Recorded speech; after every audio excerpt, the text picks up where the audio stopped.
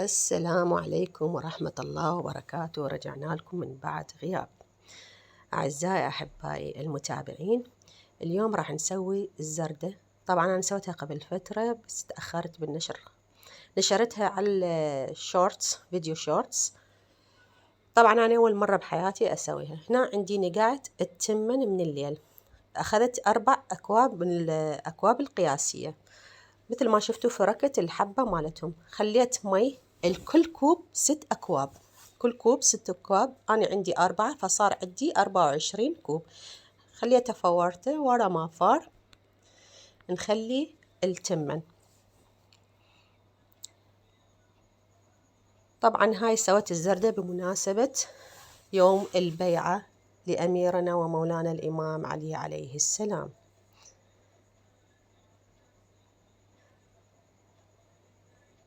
هنا مثل ما شفتوا خليت أنا هنا بالمي. طبعا رشيت رشة ملح، ضرورية رشة الملح مع الحلويات.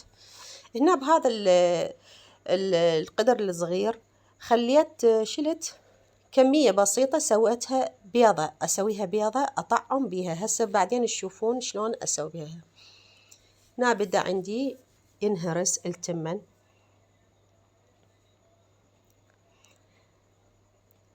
نظل نخوط بيه. أنا بديت بها العصر، يعني سويتها ما شاء الله يعني ساعتين هي استوت. مثل ما تشوفون جبت البلندر اليدوي، أخفقها للتسريع أيضا، أخفقها زين بيه ومن نسويها ناعمة حيل شوية تكون هم أيضا حباتها شوية بيها ظاهرة. دا أحكي إنه أنا كأنه خبرة وأنا أول مرة أسويها. طبعا هنا خليت هيل ودارسين بما يعادل ملعقة هيل وأقل الملعقة مال طعم دارسين، ونخوطهم زين. شكر طبعا خليت الشكر تقريبا تاخذون الكل كوب من التمن كوبين شكر، بس أنا زيدت يعني حسب الرغبة، بس هذا المقياس الثابت. كل كوب من التمن كوبين من الشكر. هاي عندي البيضة هنا أيضا خليت لها الهيل والدارسين ونخوط بيها. هنا هسه عندي هنا صبغ اللوزينة وعندي صبغ غذائي، خليته شوية بمي الورد وخلطتها هاي الصفرة مثل ما تشوفون.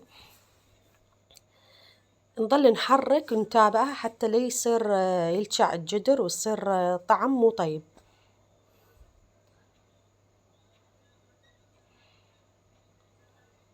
أتمنى من عندكم الاشتراك بقناتي وتفعيل زر الجرس. هنا عندي هنا زبدة خليت 100 غرام،